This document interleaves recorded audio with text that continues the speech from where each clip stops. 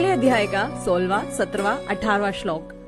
अनंत विजयम राजा कुंती पुत्रो युधिष्ठिरः नकुलः सहदेवश्च सुघोषमणि पुष्पको काश्यश्च परमेशवासः शिखंडिनी च महारथा धृष्टद्रुमो विराटश्च सात्यकिश्च पराजिता द्रुपदो द्रुपद्याश्च सर्वशः पृथ्वीपते सौभद्रो महाबाहु शंखानंदमु पृथक पृथक।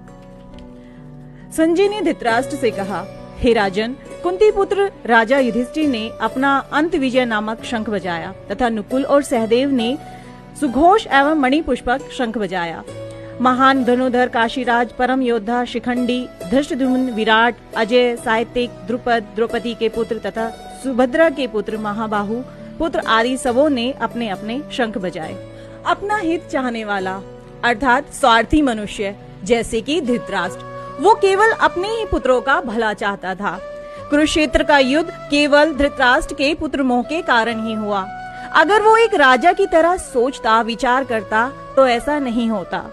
अब युद्ध भूमि में सभी का विनाश निश्चित है, क्योंकि जिस देश का राजा अधर्मी हो उस देश का विनाश निश्चित है।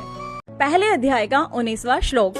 स घोषो धृतराष्ट्राणाम हृदयानि वेदारियत नभ्यश्च पृथ्वीं च तुमुलोभयनु नादियन। इन विभिन्न शंखों की ध्वनि कोलाहलपूर्ण बन गई, जो आकाश तथा पृथ्वी को शब्दयमान करती हुई धृतराष्ट्र के पुत्रों के हृदय को विदीर्ण करने लगी। बचपन से लेकर आज तक माता पिता से यही सुनते आए हैं कि बेटा, सांच को आंच नहीं, अर्थात सच में इतनी शक्ति होती है कि उसे कोई भी हानि नहीं पहुंच सकती। युद्ध भूमि में भी कुछ इसी तरह से हुआ। जब पांडवों ने शंखनाद किया तो धृतराष्ट्र के पुत्रों का हृदय भय से फटने लगा, परंतु जब कौरवों ने शंखनाद किया तो पांडवों को कुछ भी नहीं हुआ, क्योंकि उन्हें श्री कृष्ण में विश्वास था। जब हम भगवान की शरण ग्रहण कर लेते हैं, उनमें विश्वास रखते हैं, तो हमें कोई भी भय भयभीत नहीं करता। पहले अध्याय का 20वां श्लोक।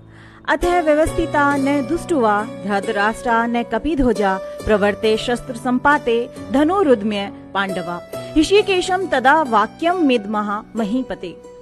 उस समय हनुमान से अंकित ध्वजा लगी रथ पर आसीन पांडु पुत्र अर्जुन अपना धनुष उठाकर तीर चलाने के लिए उद्यत हुआ। हे राजन, धृतराष्ट्र के पुत्रों को व्यू में खड़ा देखकर अर्जुन ने श्री कृष्ण से ये वचन कहे।